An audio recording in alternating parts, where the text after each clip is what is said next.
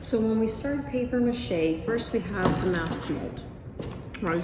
So the first thing that you're gonna do, those of you in class will actually take a piece of tape, put your name on it, stick it in here, but those of you at home don't need to do that. The first thing we're gonna do is cover this, and this is only for those of you doing paper mache, not plaster.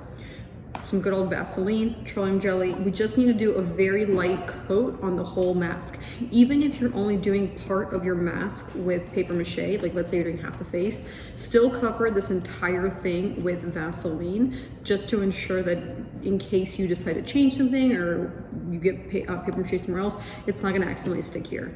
And you just need to do a very, very light layer. So I'm just kind of sticking my finger in this and just doing a very, very light layer on the mask. And you'll put this everywhere, all the way around, okay? So for the sake of time, I am just gonna do a little bit, just so I can show you guys the next step.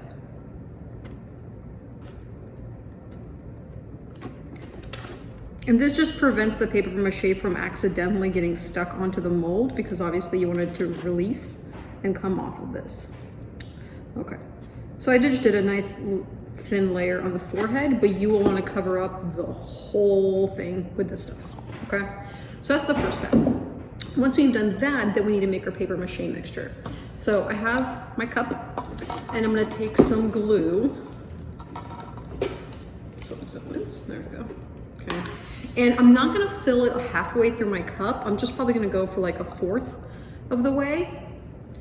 Okay, so however much glue I poured in, so do the glue first, I want to pour in just as much of water. So you could do like half the cup of glue and half the cup of water, but then you'll have a huge cup full of paper mache mixture, which I don't think is very easy to then use. So I just did, you can kind of see, probably like this much way into the cup with glue. And now I have a cup of water, and I'm gonna pour that same amount in here. Okay, if you're not sure, add less water, okay? Because you can always add more water. If you add too much water and it becomes like just really, really watery, you'll end up using a lot of glue to try to fix it. I have a popsicle stick, any kind of stick, and then I'm just gonna stir it around. And yep, I added way too much water. But that is okay. I keep stirring. Like if you look, this is too watery, right? Way too watery.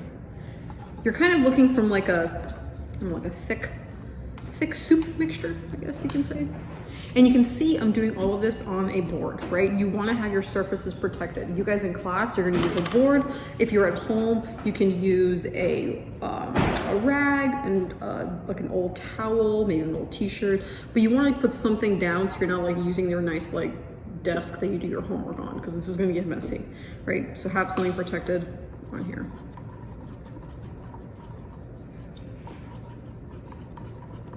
Okay, I think that's pretty. It's a little thicker. And honestly, the mixture, it's okay. Some of the mixtures can be a little too thick or a little too watery, but this is a little better. You can see it's still kind of watery, but it's not as watery as it was before. You just definitely, you want to kind of, you're pretty much trying to make a thinner version of the glue. So it's not just the glue from the bottle. And you do want to stir this around very, like, not for a very long time, but you want to stir it around as much as you need to until the mixtures really work well, because water obviously comes up because it's a lighter, material, I guess. It's a lighter liquid, that's the word I'm looking for. It's a lighter liquid, and the glue will sink to the bottom. So now that I've been mixing this for a while, you can kind of see it's a little bit of a better consistency. So it's not like water, right? But it's not as thick as the glue. So that's kind of what you're looking for. And that's actually a pretty good amount. And so again, so if when we started making this, if we filled the cup all the way up to with glue and then we accidentally put in too much water, you'd have no more space to mix anything with. That's why you always want to start with a little bit. So I have my mixture here. Okay. So now, after my mask is all nice and Vaselined, I have cut up pieces of newspaper, and I recommend having a variety of sizes. So some smaller ones, right? You can tear this into even skinnier ones. You don't want to get like big fat chunks of newspaper like this, because then when you stick them on, it's hard to like maneuver the kind of the shape, right? Because the whole point of using a mold is that you can then press down the paper mache into all these grooves so that then the mask actually looks like a face, right? If you just kick on a bunch of newspaper on here, it's just gonna look like a big half circle. sphere, okay? So we'll take the newspaper. You're going to kind of make this little curve and you're gonna dunk it in your little cup, okay? And then rather than just taking this thing that's like soaking now and just plopping it on here, what I always recommend is you use 2 fingers, like your pointer finger and middle finger, and then you just clamp that piece of paper and then you pull it out. And then this piece of paper now is covered in paper mache mixture, but you've taken off all that excess.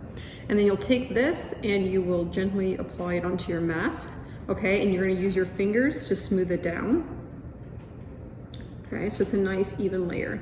And you're gonna just keep repeating this, right? And the reason you want a variety, like let's say I need to cover up here, well, I don't wanna have like a big chunk that's like hanging off here, right? Because you do not, by any means, you do not wanna wrap your paper in here.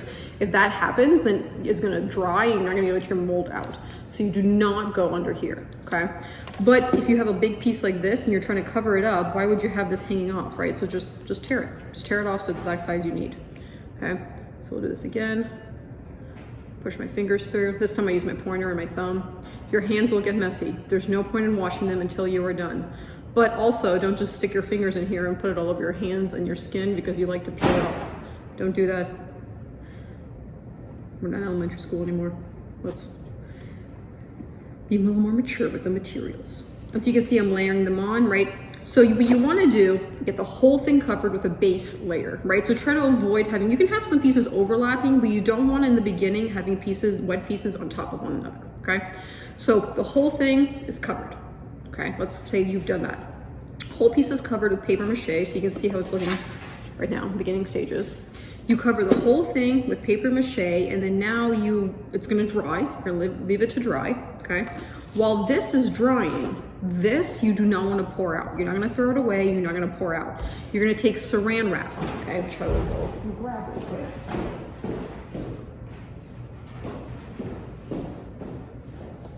So you'll take some saran wrap. You'll cut off, those of you in class, you have this at your disposal. You guys at home, you can use saran wrap. You can use foil. You can honestly just stick this in a big Ziploc bag, but just obviously make sure it's standing up. You don't turn the cup over. And then you can reuse this. This is way too small. Well, you can reuse this every class period. You'll just take this off and you'll keep using this. The only time you'll throw this away is when we're done with the project, because if it runs out, you'll just make more, okay? So that gets saved, covered up, and you save it. So let's say this thing is fully covered. Okay, our mask is fully covered, we have a full layer, but let's say I'm gonna be adding on to it. So maybe my mask is gonna have a big nose structure, because I'm making it like a horse or something, or maybe I'll have big ears or horns, whatever. That's when you, after you've done your base layer, you attach things on. So maybe you use something like toilet paper roll, right, to like add something onto it somewhere, right? Maybe you take a piece of newspaper and you roll it into like a funnel. Okay, because maybe you're making horns on your mask and you need to add some kind of a structure here. Whatever you're using, right? You can get creative with what you're adding. You want it to be paper-based because, again, remember we're using newspaper, so you want it to be paper-based. So toilet paper rolls, popsicle sticks, newspaper, any of those things.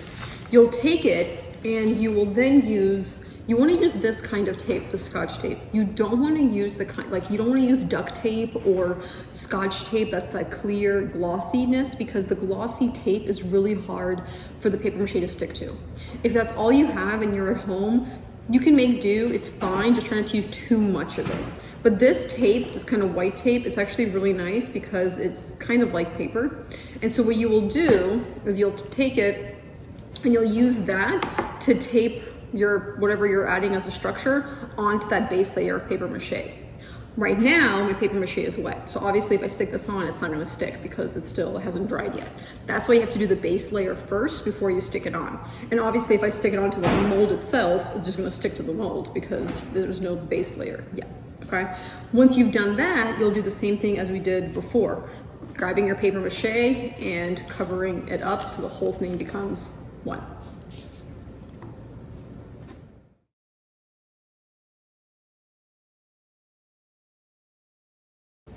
So if you're doing yours with plaster, many of the steps are very similar, but some you'll avoid. So one, you don't really need to put Vaseline on this. It will actually just unstick right away, so you don't really need to do Vaseline. If you're really worried, I mean, you can put it on, but it's really not necessary. The difference now is that the plaster strips, they don't tear as easily as newspaper. So you absolutely can tear them, but sometimes they can get really stringy, and also every single time you tear, you're gonna get this dust that's coming off. With paper mache, we have newspaper, and then we dip it into the mixture that we've created. Here, that mixture is actually already part of the strips. Okay, so if you need to make something smaller, you can tear it. You can use scissors, but the only thing, like in the classroom, I have one pair of plaster scissors, because if you use regular scissors to cut plaster strips, you have to honestly constantly clean them off, or that plaster is gonna harden onto the scissors and ruin your scissors. So I don't recommend doing it.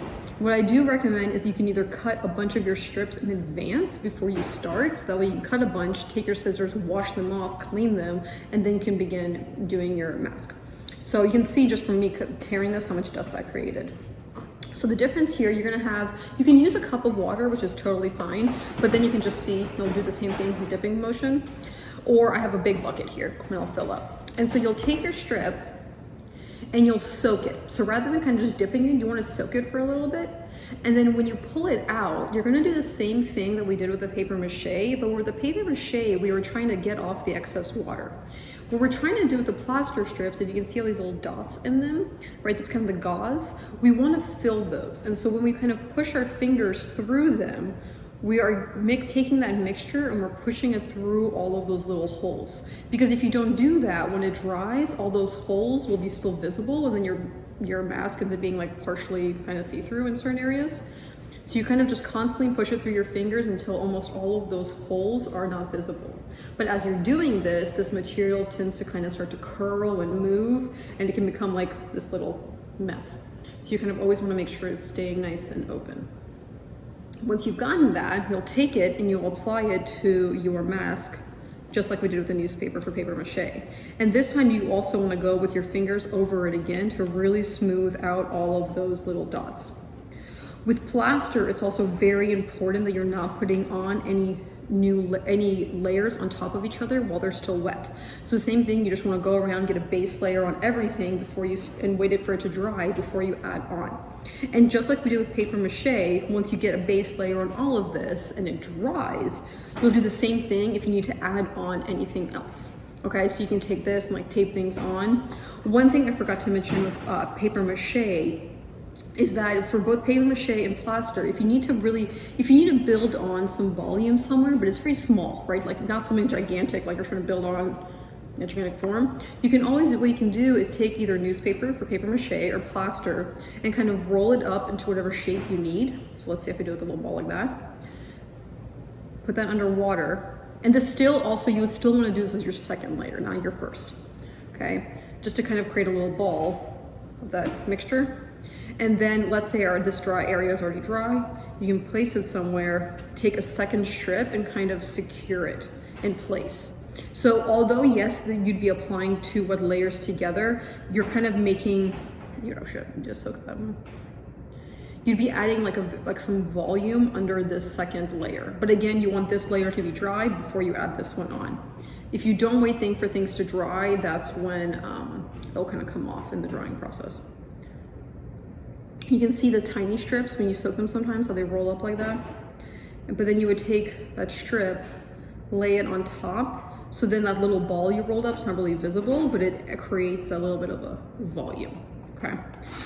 Difference with cleanup for plaster, right? The strips just kind of go put away.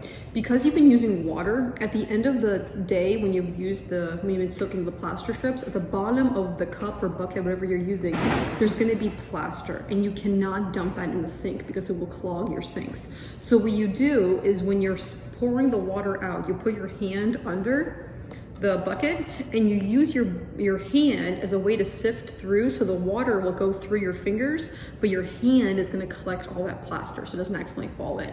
Then you just take that plaster from your hand and just throw it in the trash, okay? And then you'll reuse the bucket. you, again, do not take this container and dump it down your sink. Don't dump it on the art sink, don't dump it in your house sink, because it will harden and it will ruin the plumbing. Okay, remember, plaster is what walls are made out of. So you're literally creating a wall inside your sink. So you just want to dump it. Okay.